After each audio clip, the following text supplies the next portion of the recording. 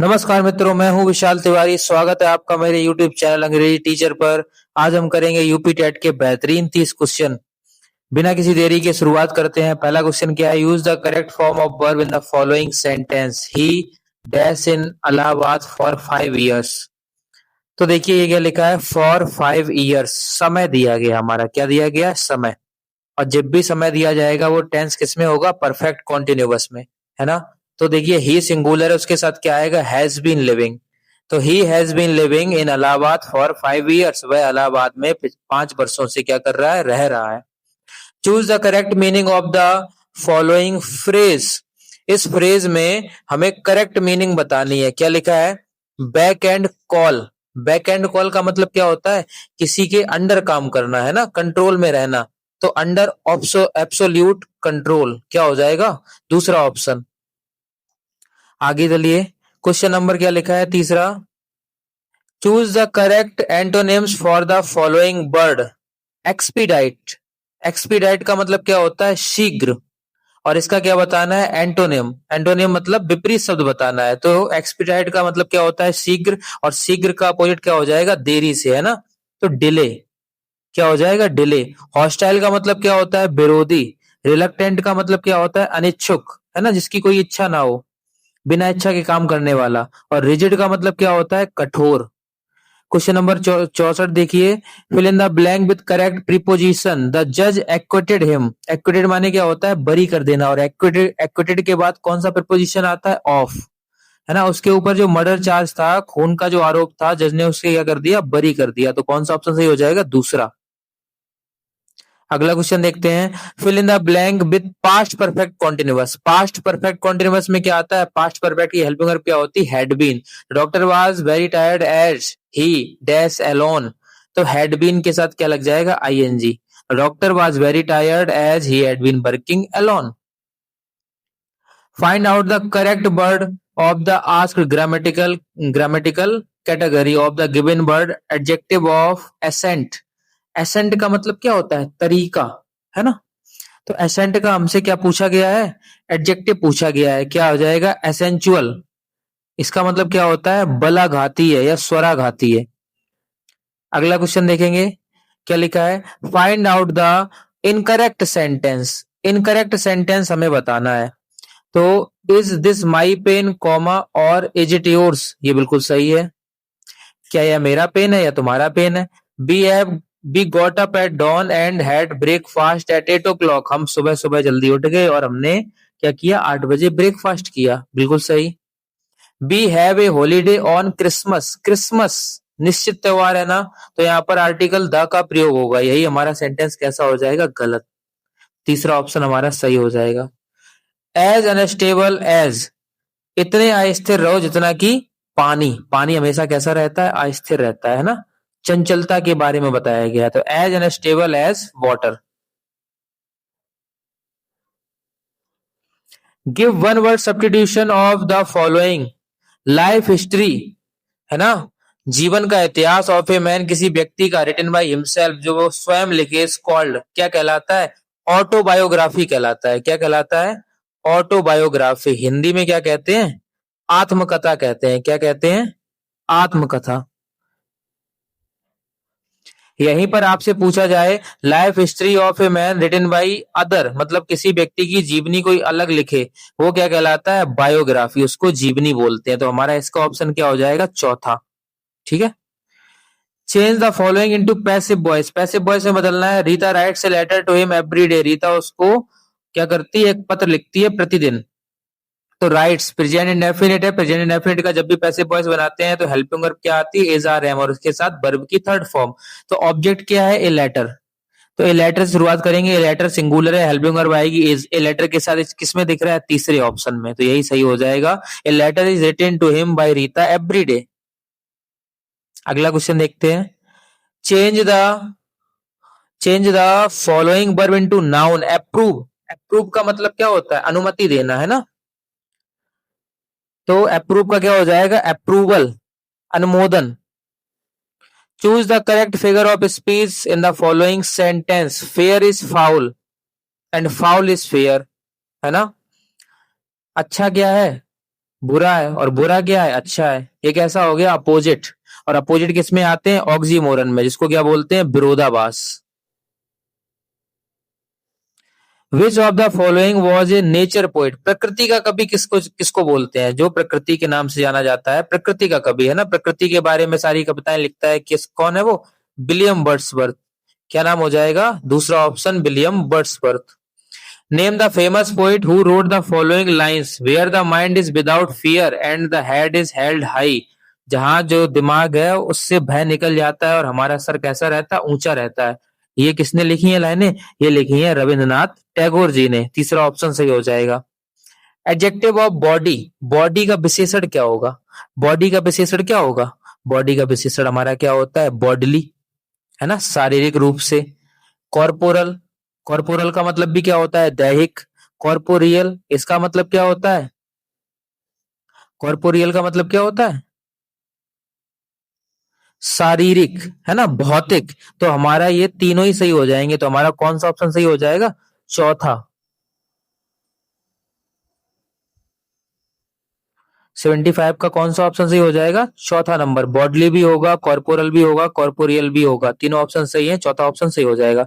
Choose the synonym for the following word.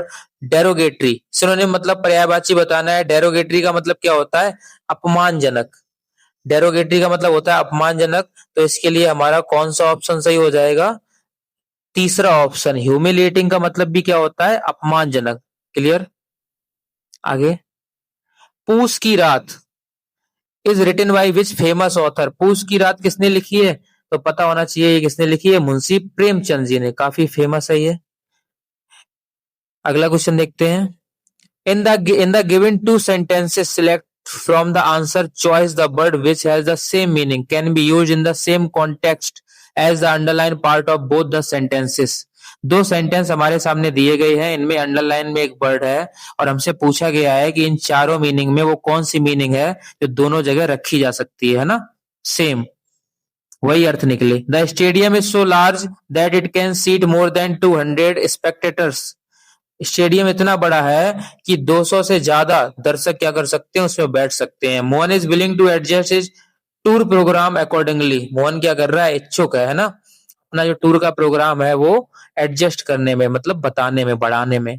तो seat और adjust की सेम मीनिंग पूछी गई हमसे, तो वो क्या हो जाएगी, एकोमोडेट। क्या बोलेंगे उसको, एकोमोडेट। क्या करना, स्थापित करना, है ना। क्लियर।